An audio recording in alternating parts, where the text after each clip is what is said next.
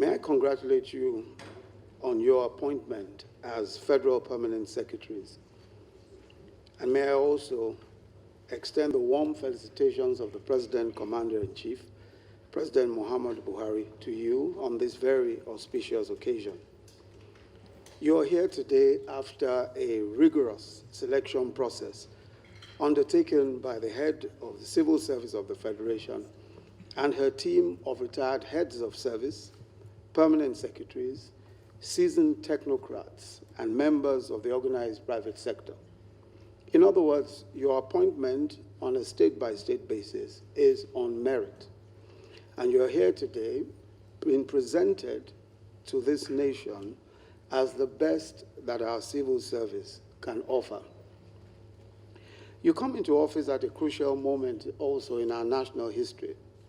First, we're at the cusp of a radical economic recovery and growth effort that has as its core the implementation of a comprehensive diversification of the Nigerian economy. We're also implementing a major reform of our public finance system, emphasizing integrity and fiscal prudence. These reforms are being effected in the context of our determined anti-corruption program. And these efforts cannot succeed without a competent and committed civil service corps led by your good selves. As part of that reform effort, 4 executive orders have been signed, and I will just quickly summarize them. Executive Order 1001 is on promotion of transparency and efficiency in the business environment to ensure that public servants offer prompt service in a predictable and transparent manner and sanction undue delays. Executive Order 002 is on prompt submission of annual budgetary estimates by all statutory and non-statutory agencies of the federal government, including incorporated companies wholly owned by the federal government. The deadline for this was on or before the end of July. Executive Order 003 is on the support for local content in public procurements by ministries, departments, and agencies of the federal government to promote patronage for made-in-Nigeria goods and services. Executive Order 004 is on the Voluntary Assets and Income Declaration Scheme to provide an opportunity for taxpayers who are in default under all relevant statutes to voluntarily declare their assets and income and pay taxes on them while getting some benefits, such as waiver of interest and penalties. These executive orders and several other directives of the federal government are meant to ensure that the reform program of the federal government succeeds. Your role in it cannot be overemphasized. Your role, not just in providing direction and providing leadership, but also in the training of the core of the civil service that is under your care and charge. We expect that permanent secretaries will be the drivers of the implementation of the executive orders. And this is why a training program has been undertaken in order to do so, and it's a continuous program of training.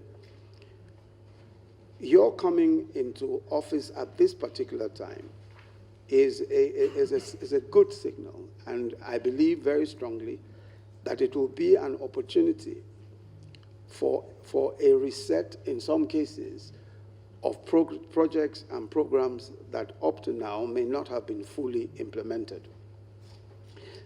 It's also important to emphasize that this government is committed to an anti-corruption program. It is easy to speak about corruption and to speak about anti-corruption programs, but we want to emphasize that we do not believe that any nation can survive at the levels of corruption that we have witnessed in our country in the past years. It is completely impossible to implement government policies or programs or to ensure that the benefits of economic programs, the benefits even of democracy, ever reach the ordinary man if corruption remains at the levels that it had been in previous years? This is why our commitment to corruption is not just a glib reference, it's not just glib talk. It is important, it is crucial. As a matter of fact, as the president has said, if we don't kill corruption, corruption will kill us. It is your responsibility as Federal Permanent Secretaries, especially these new core Federal Permanent Secretaries, chosen and selected on merit, to ensure that you carry out in the fullest measure all of the anti-corruption programs of this government, and to ensure also that your practice and in your conduct, you're also above board.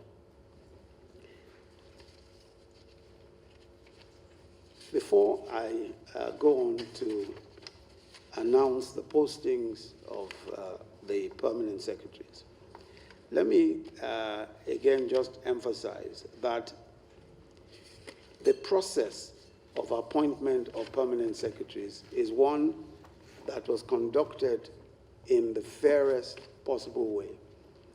And I hope that this is the way that we'll continue to conduct these processes, by a rigorous process of examination and tests that will bring up the very best that this country can offer. And I want to again congratulate you and congratulate members of your families for this great attainment. And I hope and pray that your tenure will be extremely successful.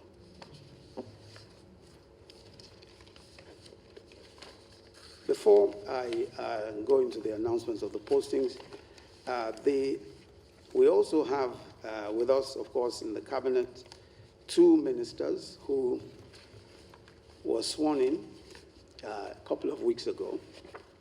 And I have the pleasure to announce that the 2 ministers will be posted to 2 critical ministries which require their expertise. Professor Stephen Ocheni will be assigned the portfolio of Minister of State in the Ministry of Labor and Employment.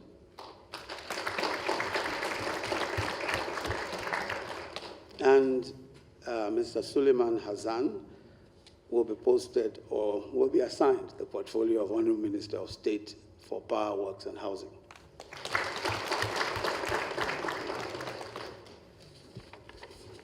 The permanent secretaries and the postings of the permanent secretaries.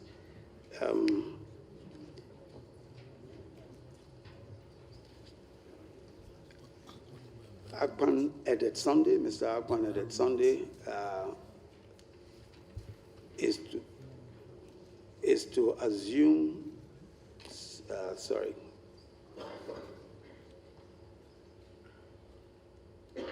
Mr.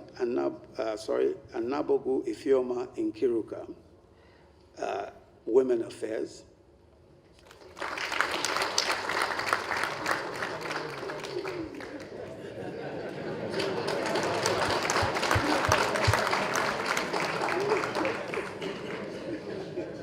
Mrs. Didi Wilson-Jacks, Service Welfare Office in the Office of the Head of the Civil Service of the Federation.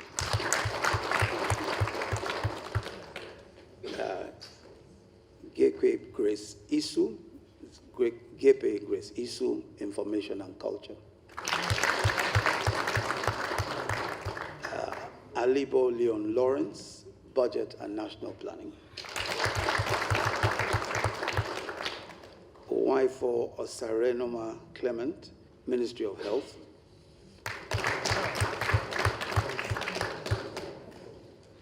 Ministry of Health, yes. Folayon Ayodele Olani, Common Services Office of the Head of the Civil Service of the Federation. Abdullahi Abdulaziz Mashi, Ministry of Communications.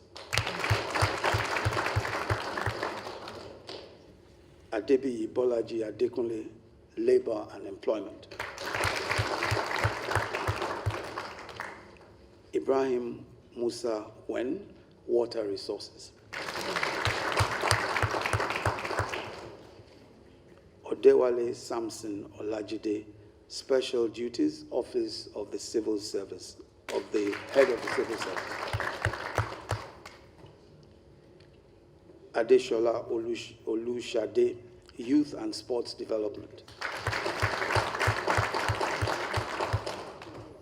Omar Mohammed Bello, Special Services Office, Office of the Secretary to the Government of the Federation.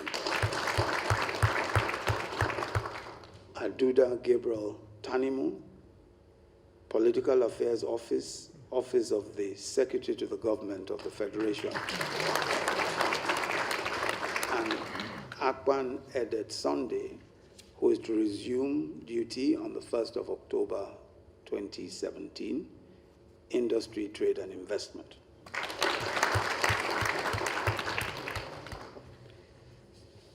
Thank you very much. I think that's...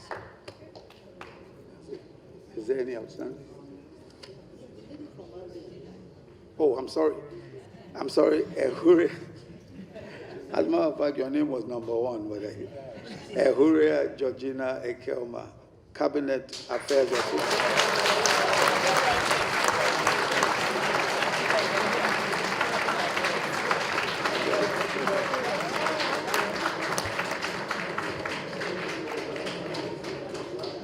Office of the Secretary to the Government of the Federation. Thank you all very much.